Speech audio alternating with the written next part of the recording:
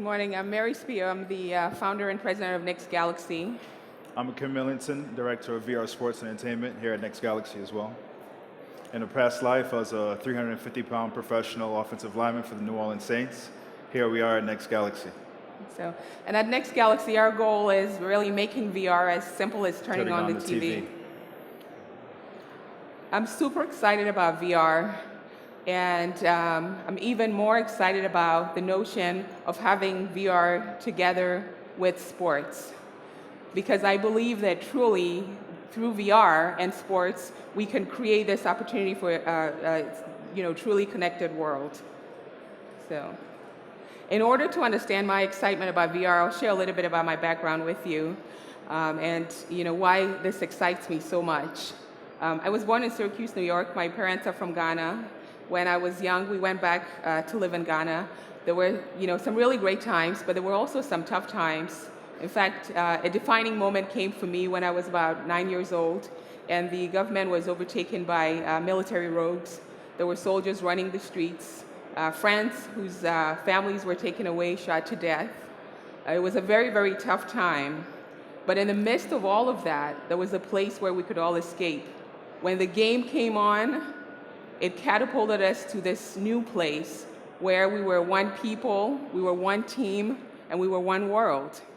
And I think this feeling of being catapulted into some other place is what most people are looking for when they put on, the virtual reality headset.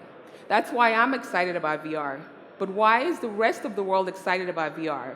Why is it that every major tech company, from Samsung to Apple, Facebook, Microsoft, LG, every single major tech company today has either a visual headset or some kind of a VR play in the marketplace? They're excited because it is the next generation web. We had the first generation of the web, which was 1D. It just provided access. We had pictures. And then we had the second generation, which provided engagement with videos. And now we have the 3D web, which is the next generation. It's truly the metaverse. It's what Neil Stephenson spoke of in his book, Snow Crash, which is here today.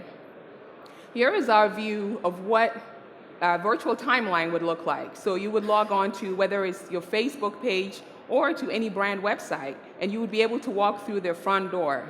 For example, on our platform, you would step into Seek, and you would be able to see what your friends are doing. You'd be able to access content, your news, your email, and everything in this manner. We'll show a little video which further demonstrates this point.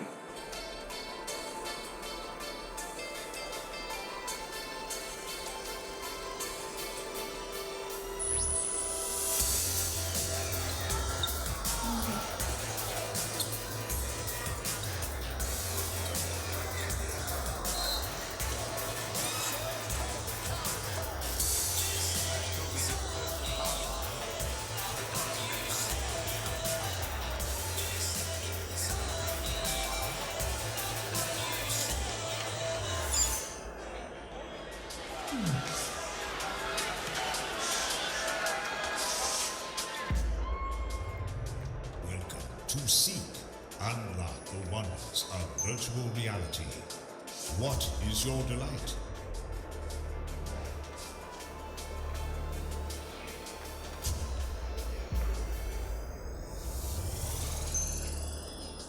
Welcome, Seekers.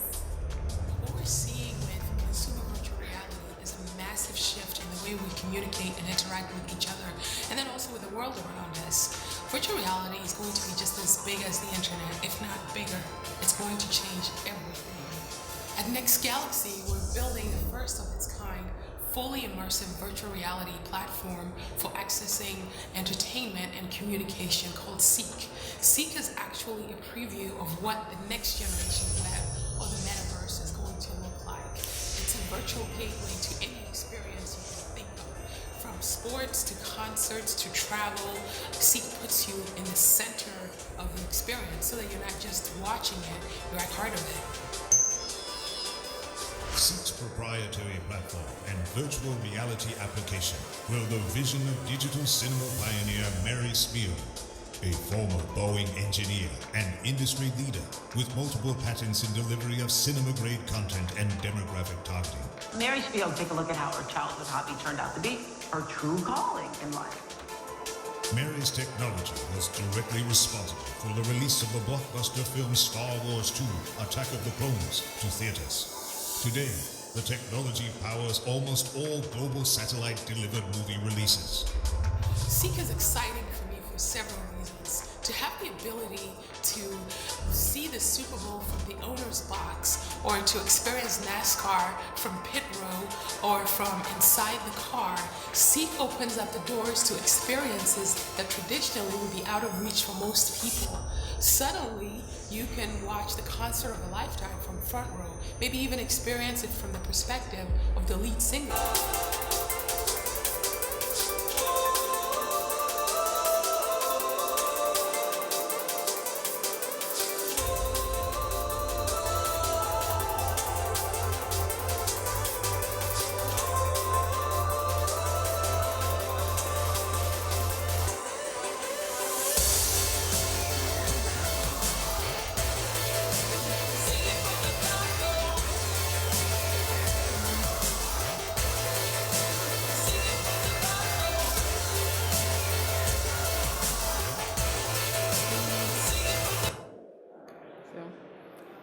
So what are some of the other ways in which VR would be commercialized, especially as we pair it with sports? One of the biggest things when it comes to virtual reality and avenues as a whole is the merchandising. Here you can actually sell virtual tickets to your fans and individuals alike. They can tour the facility, and just by gazing and staring, they can actually acquire and purchase memorabilia and items and even tickets. As well as venue tours, they can tour the entire facility. For instance, if you have a fan that's halfway across the world, take into consideration the cost of a ticket, the cost of a hotel, transportation. Here they could combine it in one, buy the package, tour the facility, tour the venue, see the venue from the owner's box, as well as what kind of meals they'll be having, etc. One of the other biggest aspects of virtual reality is the mental reps, mental training. Back when I played football, the biggest thing is if you're not in the game, you have to be in the game mentally. Well, you could fool yourself on the sideline and pretend and go through those motions. However, when you're in the virtual reality training and you're the quarterback, it's different from just taking the ball, set, hit, and throwing it versus putting on your goggles, being immersed in the environment, set, hit, you're seeing the corner crash in the boundary, you're seeing the end spine, you're seeing your receivers roll out, you can see the line. And the biggest thing with that just helps the mental reps, it helps the training and actually go through the motions. Another thing is the one-on-one training. Picture if you like boxing, you could actually box with your number one boxer, Pacquiao or Mayweather, and others of that sort. Basically, the possibilities are endless when it comes to virtual reality. You go from the two-dimensional world to a fully immersive virtual reality environment to when you're actually there. All you have to do is just add the face paint, and the fans are going to come around, and you're fully immersed. We all know with sports, the lifeblood of sports business is advertising and sponsorships. We believe that the biggest thing that's going to change is how brands interact with sports audiences. This, for example, is a demo that we're building for a brand in terms of having their brand take over the entire stadium. With VR, since we don't have to live by the laws of physics, we can have it rain, vodka if we want, on the fans. And so we're really going to have a lot of very interesting ways in which brands are going to interact with the fan. How will all of this content be delivered? I know a lot of people are talking about, would it be through the Oculus? Would it be through, Gear VR? Would it be through the Vive and so on and so on? Most of this content would be delivered through mobile. Most of VR content, would be through mobile and not through the desktop. Because when you look at the numbers for mobile, it's just truly staggering. I saw a recent stats from the United Nations which talked about more people having access to mobile phones than they do to basic necessities such as, toilets. So every single person out there has a mobile phone. And it's so much easier to be able to take your phone and, put it in a VR headset such as this and have the access. It's simple, it's cheap, and it's much straightforward. So we believe that VR truly will be a mobile platform. Okay, let's see. Okay. No difficulties there. All right, basically, virtual reality is a maze for everyone. Okay, the biggest thing as a whole, you have different kinds of content, different kinds of platforms. So the content creators are struggling to figure out what platforms to create for, and most importantly, what content to utilize, as well as the 30-plus headsets on the market. If I have an Oculus, I cannot watch content created for the Vive. Vice versa, if I have a Google Cardboard, I cannot watch content created for the Gear. Most importantly, every piece of content has a specific app that goes along with it. What happens when we have 100,000 of content? Are we each going to have 100,000 apps on our phone or mobile devices? Which is basically why we've created a platform, Seek, which makes it easy for everyone to access VR. On one hand, we've created tools and a back-end application which allows content creators to simply upload their content onto a platform, and we have a delivery mechanism that is completely device agnostic. So it wouldn't matter, you sign up for one single application and you're able to access your VR content, whether you're using a Cardboard, Gear VR, or any other variation of headset. So one app provides unlimited experiences for the user. We've also created the only VR bundle in the marketplace for sports organizations to be able to offer a single package to their users, which includes the headset as well as 4D audio headphone. You can see me in the back to find if you want to find out more about the 4D audio headphone and exactly what 4D means in terms of audio, as well as a controller. So it makes it completely seamless for the user.